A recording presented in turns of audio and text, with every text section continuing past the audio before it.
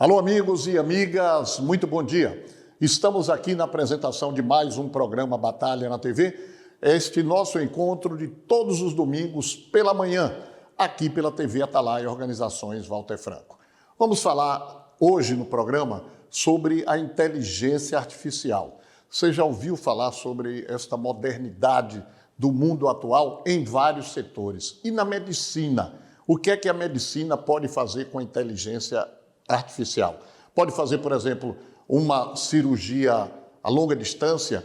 Pode receitar? Pode realizar os seus exames? Vocês vão saber detalhes a partir de agora com o médico especialista em inteligência artificial, o Dr. Carlos Torres.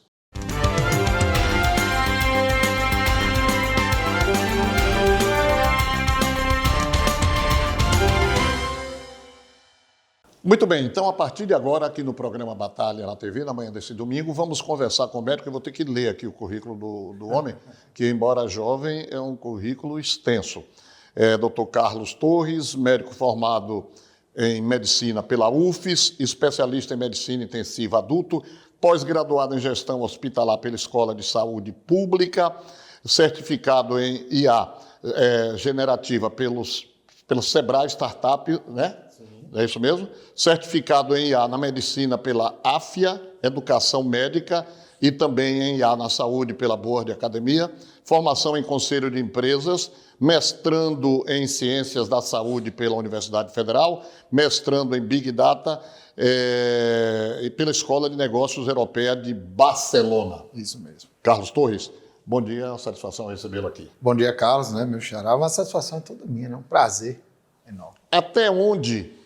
Até onde a medicina, a IA, vai alterar a medicina no Brasil e no mundo? Carlos, na verdade, ela já está alterando bastante, né? Então, a gente já está brincando agora com os colegas ou entre si, que a gente fala que existe uma terceira pessoa sempre presente hoje já nas consultas médicas, por exemplo, que é um assunto tão mais comum. Então, toda vez, ou pelo menos na maioria das vezes agora que você tem uma consulta médica, você já tem a introdução da tecnologia da IA ali em algum momento daquela etapa, seja no agendamento, seja numa consulta, seja no envio automático de documento. Então, na maioria das vezes tem ali, e isso altera muito, né? Como você perguntou, o modo de trabalhar, né? Então, por exemplo, a gente já tem IAs hoje que fazem transcrição de áudio, né, dentro da própria consulta, dentro do próprio prontuário eletrônico. Então, não era comum você ver um médico, ao examinar o paciente, narrar o exame físico. Né? E hoje ele, pela necessidade de transcrever o áudio, ele precisa narrar. Então, se ele vai, por exemplo, vai para um ortopedista, né? Eu falar do ortopedista, tem um problema na coluna, eu vou lá para ele direto.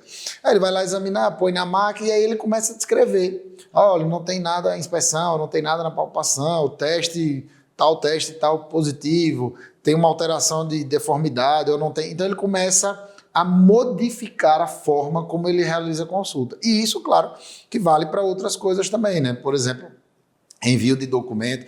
Então, hoje a gente tem muito envio de documento digital, né, com leitura até de QR Code, por exemplo. Então, você sai do médico hoje sem papéis na mão, né? Você vai lá na farmácia, às vezes com o celular, a farmácia diz, mande aqui no WhatsApp, mande aqui no e-mail, ou faz a própria leitura ali do QR Code. Doutor Carlos, isso é bom e é ruim também, né? Porque tem pessoas que não estão habilitadas, outras não gostam, e, como eu costumo dizer, gente de bem. O bem que eu estou me referindo aqui não é o bem ou o mal, né? E sim a pessoa que tem um nível mais elevado, mas não sabe, por exemplo, ligar um aparelho de televisão, quanto mais um computador, um note, etc. Né?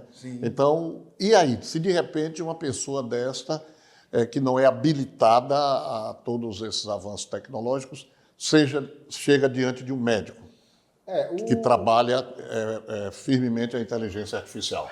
Nos hospitais hoje a gente tem o que a gente chama de plano de contingência, né? Então, na verdade, a maioria dos planos de contingência, ou o segundo modo de operação, em caso de falha de sistema, você tem um método para poder fazer um backup, para poder prescrever e continuar atuando sem ter prejuízo à assistência.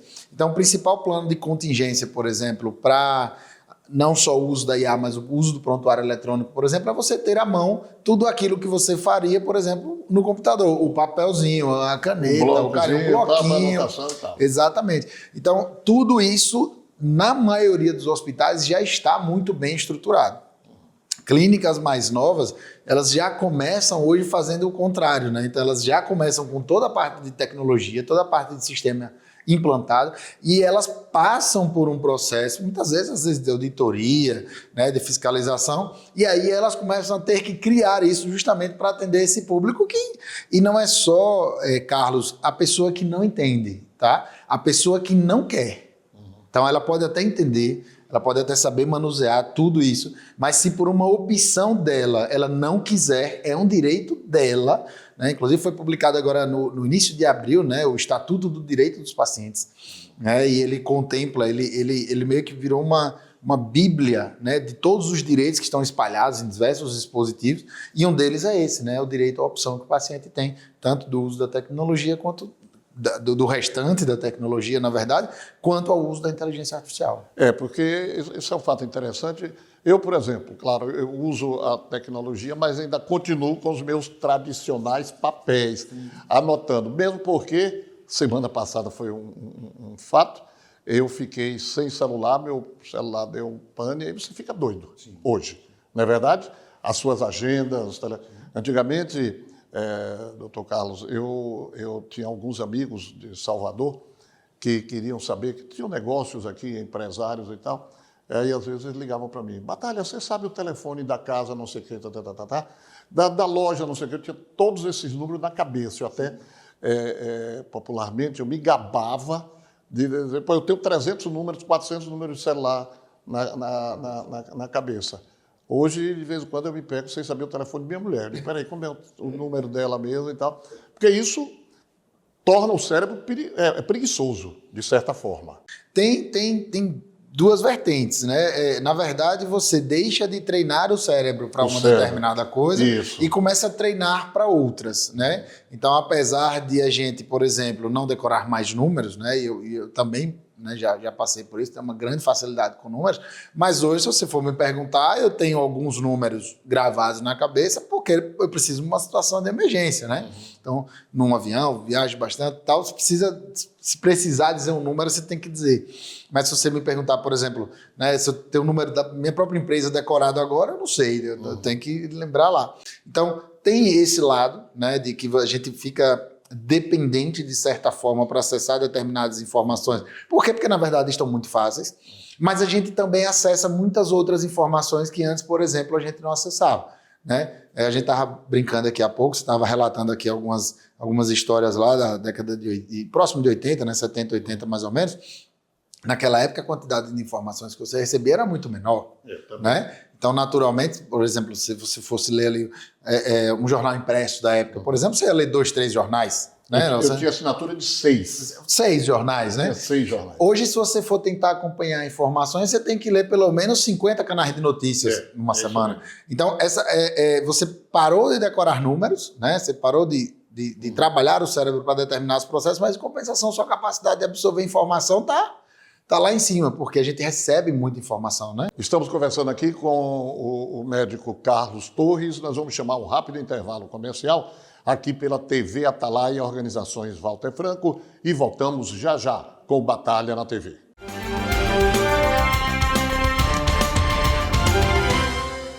Voltamos hoje aqui com o programa Batalha na TV, já pensando daqui a pouquinho, 17 horas, tem Brasil na Copa. Brasil e Noruega, né? E os caras ficam só treinando lá.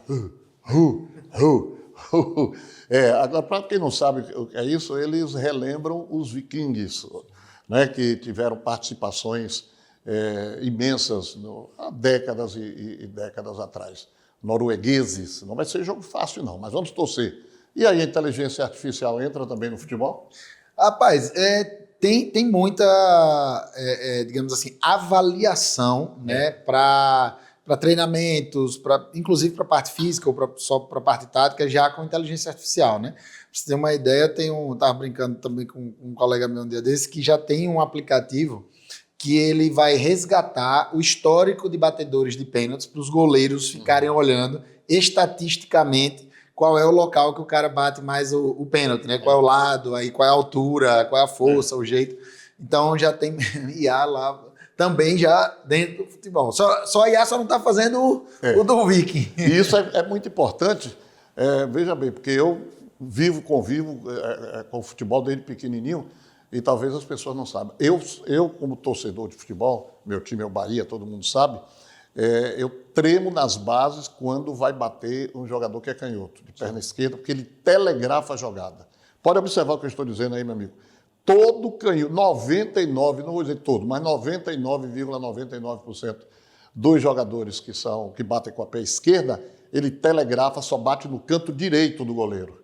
No que diz respeito, doutor Carlos Torres, aos exames e às cirurgias na inteligência artificial. Porque hoje praticamente você deixou a medicina comum e fixou-se na inteligência artificial, não é isso? Na gestão e, claro, sim, utilizando a inteligência artificial como uma grande ferramenta de gestão. Muito bem. Nos processos cirúrgicos, nós já falamos aqui em consultas, porque tem médicos que ainda têm a velha cadernetazinha e tal. Eu mesmo conheço alguns. Mas nos procedimentos cirúrgicos, que são muito importantes, já está sendo muito usada?